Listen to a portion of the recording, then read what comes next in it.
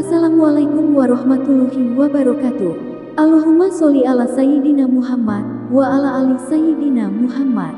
Pemirsa yang dirahmati Allah, marilah kita simak ceramah dari Buya Syakur Yasin dengan tema Tiada Daya dan Upaya Melainkan Bersama Allah. Sebelumnya marilah kita perbanyak sholawat minimal 1000 kali sehari, agar hidup kita penuh barokah dan mendapatkan syafaat kelak. Jangan lupa berikan dukungan kepada channel kami dengan memberikan super thanks seikhlasnya. Marilah kita doakan agar almarhum Buya Syakur Yasin diberikan tempat terbaik di sisi Allah Subhanahu wa Ta'ala. Amin ya Robbal Alamin. Saya ambil contoh real di lapangan terjadi pada diri saya. Anak saya itu namanya Khozain Rahmat Robbi, sekolah SD di Jatibarang 6 tahun, SMP SMA-nya di Asalam di Asolo. Anaknya tidak pinter-pinter amat sih, karena dari SD SMP SMA tidak pernah masuk ranking 10 juga enggak kok. Kalau malam ngimplang-ngimplang bulan, Mbak. Jadi kegemarnya di bidang astronomi. Teman-teman juga mengejek, dianggapnya anak bawang lah gitu. Pikirannya main-main. Kata anak saya, nggak tahu lulus gimana. Nah, yang ingin saya sampaikan di sini, peristiwa ini, betapa kecewanya mereka yang merasa aku mampu, aku bisa, aku ranking 1, i'timad 'alal amal, dengan prestasinya, dengan kemampuannya, dengan kecerdasannya, dengan dana orang tuanya yang berlimpah ruah, ya kan? Ternyata tidak lulus. Ini akan mengakibatkan nuqsanur roja, menjadi stres, kecewa yang sangat dalam. Anda wujudi zalali, ketika mengalami kegagalan. Ini maknanya seperti ini.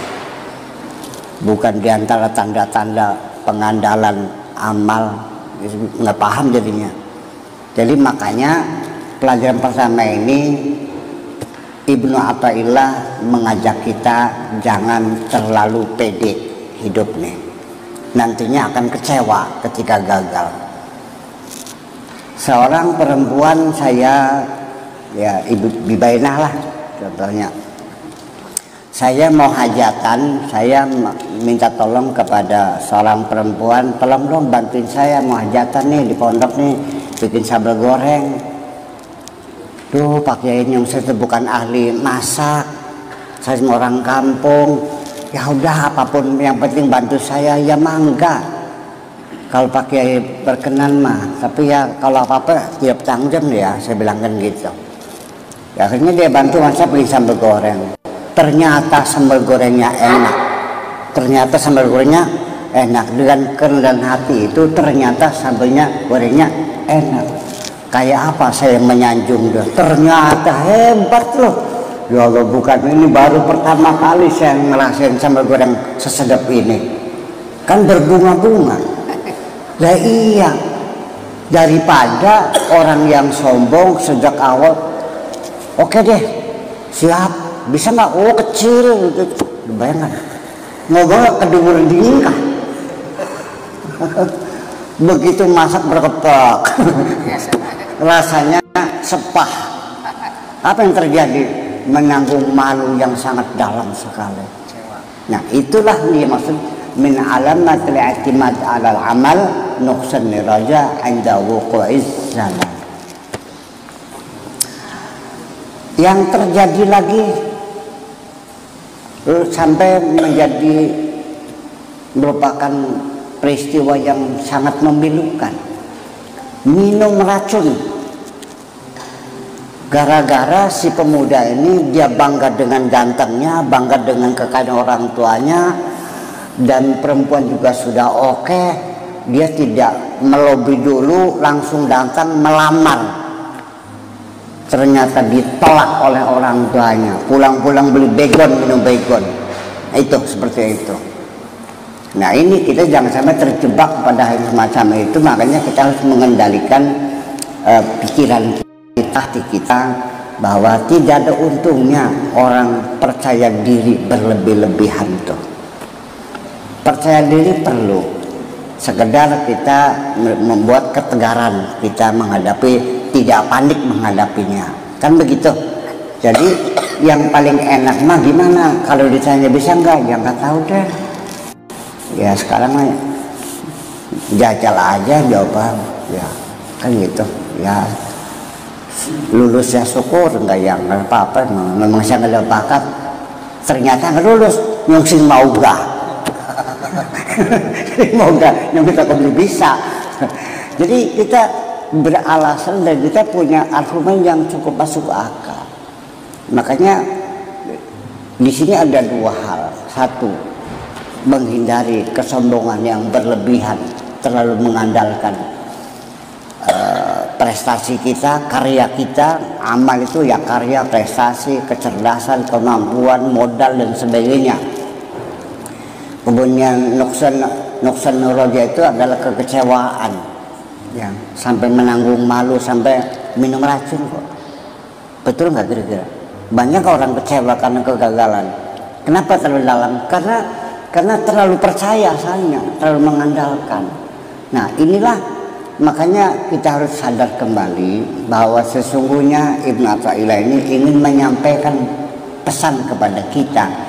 Pelajaran pertama ini bahwa kita ini harus sadar bahwa sejak awal kita harus mendeklarasikan diri kita sendiri, memposisikan diri kita sendiri di tengah-tengah alam semesta ini.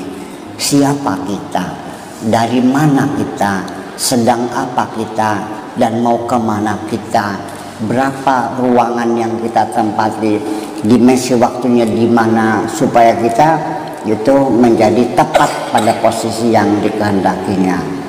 Pertama kali deklarasi kita adalah menyatakan bahwa kita ini tidak punya apa-apa dan kita ini tidak bisa apa-apa. Semuanya sesuai kehendak Allah Subhanahu wa ta'ala. Betul begitu? Apa bunyinya itu? La haula wa la quwata illa billahil aliyil azim. Itulah makanya bahwa la haula itu dalam pujian-pujian yang bisa dibaca di masjid-masjid dan disampaikan oleh penceramah, bahwa la haula itu miftahul jannah, artinya kunci surga, kunci lah. Bisa saja orang punya kunci tapi nggak pernah buka, kunci punya tapi nggak pernah buka, masuk nggak jadinya? Ya enggak.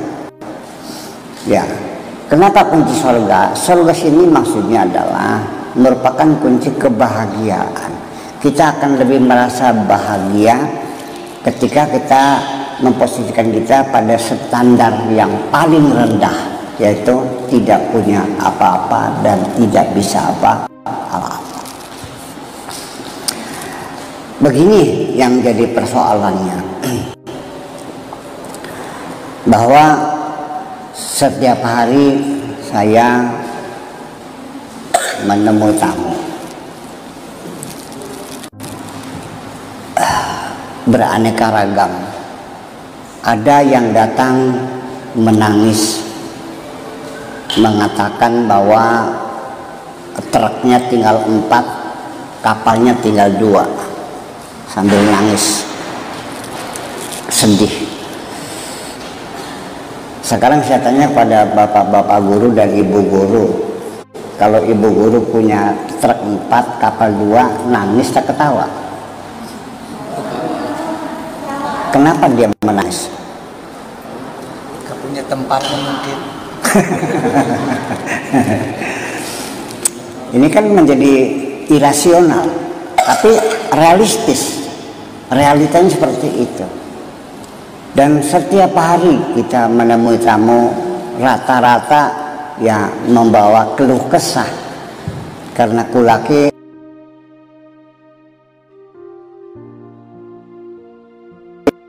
ibaratnya kayak penghidup, ya, keluh kesah. Ada yang datang seorang lelaki berkeluh kesah, Pak Kiai, saya ini kurang seberapa, hidup ini nggak ada senangnya. Kenapa sih? Istri saya nih sehari-hari merepet aja, nggak pernah merasa puas. Saya selalu dipersalah, ini salah, ini salah. Kerja siang malam mencari nafkah juga dipersalahkan, dicurigai, mampir sana mampir sini. Ya, sampai uang di kantong dirogoh-rogoh, dihitung, buat apa uang ini, ya Allah ya Rabbi. Saudara kandung saya butuh kita bantu, karena monyong mulutnya gimana sih. Saya tidak yakin istrinya sejahat itu kok, percaya. Karena dalam pertengkaran suami istri nggak mungkin salah satunya salah, salah satunya benar. Paling-paling dua-duanya salah. Atau minimal ada kesalahpahaman. Ya, saya bilang, daripada kamu menghitung-hitung kejelekan istri kamu yang merepet, yang ngomel saja. Sekarang saya mau nanya, kalau malam kamu berpelukan nggak? Ya masih berpelukan sih. Loh. Terus tiap hari masak nggak? Ya masak juga sih. Lalu masakannya enak nggak? Ya enak sih, tapi mulutnya yang belenak.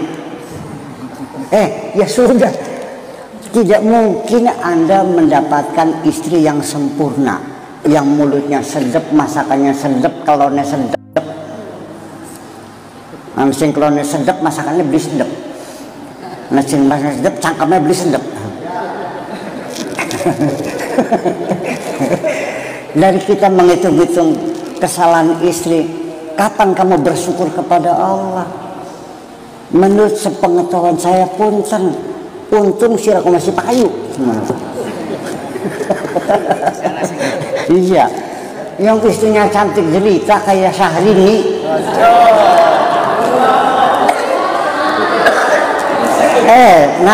Murid gua anak urup-urupe.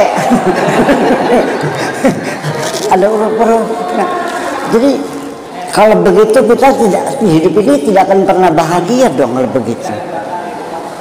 Dan artinya kenapa? Yaitu karena di otak kita ada sesuatu yang sifatnya negatif. Cara sudut pandang yang negatif. Jadi semuanya menjadi jelek semuanya. Itu. Ada lagi orang datang, Pak Kiai, saya tuh udah 20 tahun buka warung, ujung-ujung tangga warungan lagi. Jadi gimana? Ya pribadi misalnya kira-kira aja payu aja warung karena sih. Kan sudah negatif pikirannya. Saya bilang saya nggak punya doanya untuk membuat orang bangkrut mah. Kalau kamu pengen laris, ada saya doakan. Saya bisa bikin jimatnya nih supaya laris, lidahnya gimana kan gitu. Ya kenapa dia tidak minta laris, kok mintanya supaya warung tangganya nggak laku? Ini kan sudah negatif arahnya. Nggak ada sesuatu. Nanti kita bahas lebih lanjut lagi. Terlalu banyak persoalan-persoalan di dunia ini yang semuanya menimbulkan kita sedih, ngenes, sengsara, gelisah. Ngapain? Tidak akan pernah selesai semacam itu. Jadi itu setiap hari ada lagi yang datang kena penyakit kanker di sini, kata dokter katanya tinggal seminggu lagi. Jangan percaya dokter bukan Tuhan, dia bisa tahu umur manusia. Ada lagi yang kena TBC, udah paru udah rusak semuanya, datang juga seminar, saya pengen hidup. Maksudnya gimana? Kata dokter saya mati. Memangnya dokter tahu kamu akan mati? Ya karena paru-paru. Bisa sembuh ya bisa. Allah bisa bikin kamu, masa nggak bisa menyembuhkan kamu? Nah, akhirnya saya kasih minum, saya kasih wiridan, saya kasih dikiran. Dikirannya itu olahraga nafas, yaitu menyebut Allahu keluar masuk nafas dengan menyebut Allah masuk ke dalam, hu keluar. Tarik nafas yang sedalam-dalamnya, tahan 10 detik, keluarkan nafasnya, pelan-pelan. Sampai perut kamu membusung, tahan 5 detik, keluarkan pelan-pelan. Tarik nafas sambil menyebut nama Allah. Berapa kali? 5 ya sisi ampakannya pingpira. Oh begitu ya. Nih sholatnya singkatkan ya. Sebab TBC sendiri kan masuknya dari udara, virus itu berhamburan, masuk udara.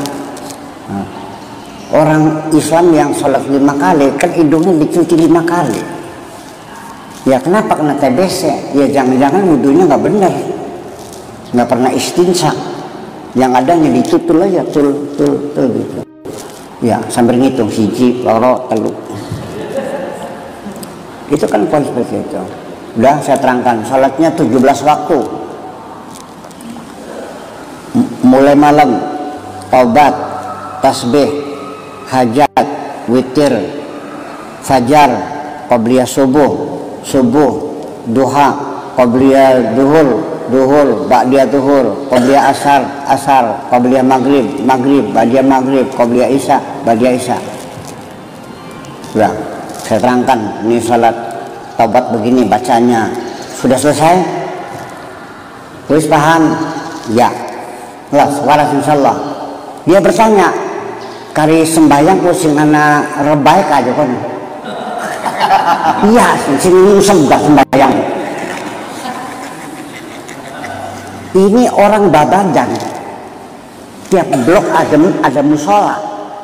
Ternyata masih ada yang belum terjaring. Orang Babadan Tenajar yang belum tak paham sholat ada. Kan keterlaluan. Ternyata masih takon anak rebaika, iya sih nyungsem ke sembahyang. Ya, yang sakit gigi, yang sakit mules, yang warung nggak laku-laku, yang anaknya nggak pulang-pulang, yang istrinya purik, macam-macam lah. Sehari-hari saya menghadapi keluh kesah semacam itu. Lalu bagaimana Ibnu Athaillah memberikan resep min alamatil i'timad 'alal amal nuqsanur raja 'inda wujudi zalan ini? Artinya kita mesti sadar bahwa semua apapun yang terjadi ini adalah pilihan Allah. Kita tidak pernah disuruh milih istri yang setia atau istri yang melawan terus. Kita tidak pernah disuruh memilih untuk jadi laki atau perempuan. Innallaha yakhluqu ma yasha'u wa yakhtar, maka lahumul khiyarah. Innallaha sesungguhnya Allah yakhluqu ma yasha, mencipta sesuai dengan keinginannya. Wa yakhtar, dan Allah yang memilih. Maka lahumul khiyarah, mereka tidak punya hak untuk memilih. Kita sudah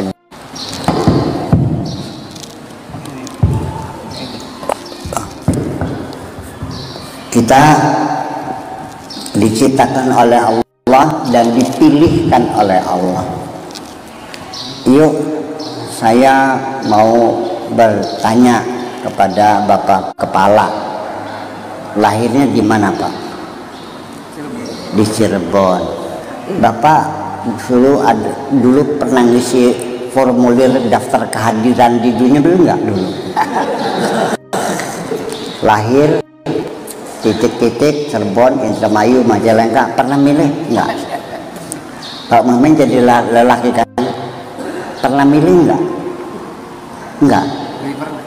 Nama Muhaimin itu dapat milihnya siapa? Milih sendiri? Enggak juga.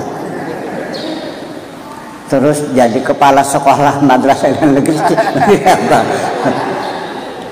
Iya. Jam berapa lahirnya Pak?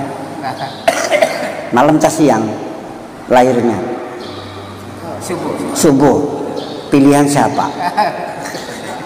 Ibunya siapa namanya Pak? Siapa?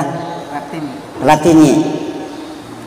Kenapa nggak milih dari perutnya Butin aja? Ternyata kita tidak memilih keluar dari perut siapa. Kita tidak memilih lahir di mana, jam berapa, apa, tahun apa, kelaminnya apa. tidak pernah diberi hak memilih, kita terima sudah jadi. Bahkan termasuk watak-watak kita, bukan pilihan kita. Penyakit-penyakit kita bukan pilihan kita. Rambut kita yang keriting, yang lurus, yang pirang, yang coklat, yang putih, mata kita, alis kita, kulit kita, gigi kita, semuanya sudah dicetak biru oleh Allah Subhanahu wa Ta'ala. Ya, sebelum kita diciptakan dalam berbentuk sel, cetak birunya sudah dibuatkan oleh Allah yang disebut dengan deoksiribonukleik asid, atau disingkat menjadi DNA. Di situ informasi siapa yang memilih itu, biar kita yakin. Kalau informasi dari sekecil DNA yang tidak bisa dilihat dengan mata telanjang atau dengan mikroskop itu, informasinya kalau ditulis di dalam kertas folio mungkin lebih dari 1 juta halaman tentang diri kita ini. Ya, mau melawan Allah begitu. Iya, jadi di mana kita memilih?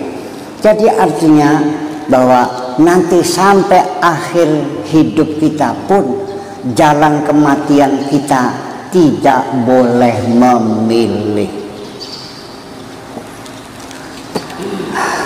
Saya mau nanya ibu-ibu nih, ya mudah-mudahan panjang umur ya. Nih, andaikan sudah saatnya pulang kepada Allah, mau nggak kalau melalui penyakit tumor, kena kanker, tabrak mobil, kelelep, dimutilasi oleh suami, ya kena TBC, mau nggak? Ya dasar mau mati sudah mah, dasar mau mati tuh nggak ada lumpuh. Ya, itu pun kita tuh di situnya tuh. Tekan kayaknya pakai. Oh begitu. Iya, jadi kun mah dasarnya saking mau mati sudah mau kun. Tapi si mau mati ya mati, si pengen mati mati. Ya, kita tidak boleh memilih. Boleh nggak kalau kita ingin memilih saya matinya supaya jangan merepotkan anak cucu, langsung pasang dulu ning rel kereta api, oleh beli atau beli tambang? Nggak boleh. Semuanya harus kita serahkan kepada Allah. Ini. Jadi ketika Anda berhasil lalu bangga dengan karyanya, dasarnya apa? Tadi orang berkeluh kesah ketika mengalami kegagalan-kegagalan, iya kan? Kena penyakit, dagangannya rugi, istrinya ngelawan dan sebagainya. Selalu negatif saja berpikirannya. Tapi sebaliknya, ketika orang itu berhasil, ada pembantu nenek saya yang menggembala kerbau dulunya itu, bocah angon kata orang zaman lima. Ketika saya ketemu dengan dia di Subang, di apa namanya, di kebun Danas, ternyata dia di situ orang kaya, sawahnya 80 hektar. Saya bilang, silakan bocah angon begini kau lah. Iya, kok bisa sugih? Gitu. Bagaimana caranya? Pak Kiai, saya nih bisa punya sawah 80 hektar, naik haji 3 kali. Ini bukan hasil korupsi, bukan hasil ngerampok, hasil jerih payah saya sendiri. Dari pun memulai menggembala kerbau nenekmu, sampai saya belajar melihara bebek, ngumpulin telur bebek, dijual, beli kambing, ternak kambing, dijual, ternak sapi. sampai beli sawah segala macam. Ya Allah Rabbi, ini hasil banting tulang peres keringet. Awan dadi bengi-bengi dadi, endas dadi sikil-sikil dadi, ya banting tulang peres keringetku sugi semeneke. Dengan bangganya dia kaya karena bekerja keras. Ini juga tertipu juga dalam pikirannya sendiri. Memangnya ada hubungannya, hubungan kausalita antara keringat dengan kekayaan? Sok sananya, ada hubungan nggak secara hukum kausalita keringat dan kekayaan? Kalau ya ada, terkutuk istilah. Kenapa wanya kau pasir di kertas maya langkah sing sugi? Pada keringetan kabeh kan? Kenapa anak sing gelimpang-gelimpung bae sugi-sugi? Anaknya Pak Harto kesugi kabeh kan? Gelimpang-gelimpung bae sugi aja. Jadi ada hubungan enggak?